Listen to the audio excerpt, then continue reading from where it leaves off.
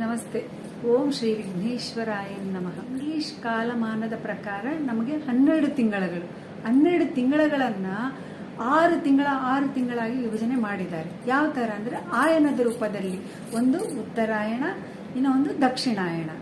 ಇದು ದೇವತೆಗಳಿಗೆ ಸಂಬಂಧಪಟ್ಟಿದ್ದು. ಉತ್ತರಾಯಣ ದಕ್ಷಿಣಾಯಣ ಯಾವ ತರ ಅಂದ್ರೆ ದೇವತೆಗಳಿಗೆ ಉತ್ತರಾಯಣ ಹಗಲು ಕಾಲ, ದಕ್ಷಿಣಾಯಣ ರಾತ್ರಿ ಕಾಲ. ಉತ್ತರಾಯಣ ಸಮಯದಲ್ಲಿ ಉತ್ತರಾಯಣ ಯಾವಾಗ ಬರುತ್ತೆ ಅಂತ ಹೇಳಿದ್ರೆ ಜನವರಿ 14-15ರಲ್ಲಿ ಮಕರ ರಾಶಿಯಲ್ಲಿ ಸೂರ್ಯನು ಬಂದಾಗ ಉತ್ತರಾಯಣ ಬರುತ್ತದೆ. ಯಾವಾಗವರೆಗೆ ಇರುತ್ತೆ ಅಂತ ಹೇಳಿದ್ರೆ ಜುಲೈ 16ರವರೆಗೂ ಇರುತ್ತೆ.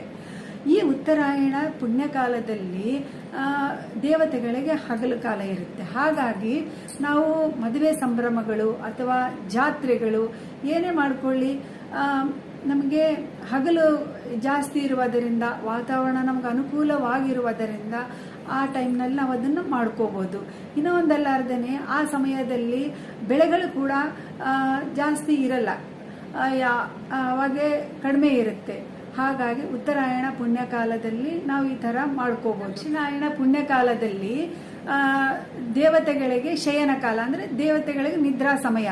ಯಾವಾಗ್ಲಿಂದ ಅಂದರೆ ಜುಲೈ 16 ಕರ್ಕಾಟಕ ರಾಶಿಯಲ್ಲಿ ಸೂರ್ಯನು ಬಂದಾಗ ಜನವರಿ 14-15ರವರೆಗೆ ದಕ್ಷಿಣಾಯಣ ಪುಣ್ಯಕಾಲ ಇರುತ್ತದೆ.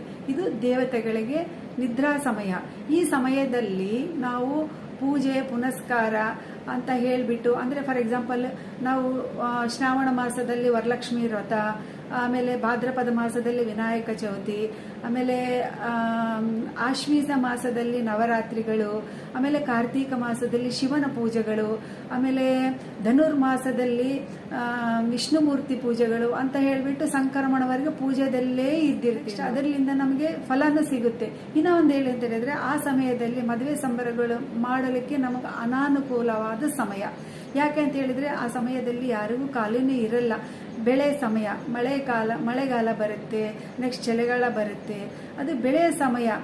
ಜೂನ್ನಿಂದ ಹಿಡಿದು ಡಿಸೆಂಬರ್ವರೆಗೆ ನಮಗೆ ಬೆಳೆಯ ಸಮಯವಾದ್ದರಿಂದ ಆ ಸಮಯದಲ್ಲಿ ನಾವು ಏನಾದರೂ ಸಂಭ್ರಮಗಳು ಜಾತ್ರೆಗಳು ಮಾಡ್ಕೊಳ್ಳೋಕ್ಕೆ ಅನಾನುಕೂಲ. ಹೀಗಾಗಿ ಆಯನಗಳನ್ನು ಋಷಿಗಳು ನಮಗೆ ಈ ಥರ 2 ಭಾಗಗಳಾಗಿ ವಿಭಜಿಸಿ ಯಾವ ಕಾಲದಲ್ಲಿ ನಾವು ಏನು ಮಾಡಬೇಕು, ನೆಕ್ಸ್ಟ್ ಏನು ಮಾಡಿದ್ರೆ ಚೆನ್ನಾಗಿರುತ್ತೆ ಅಂತೇಳಿ ಋಷಿಗಳು ನಮಗೆ ಅನುಕೂಲವಾಗಿ ಮಾಡಿಕೊಟ್ಟಿದ್ದಾರೆ.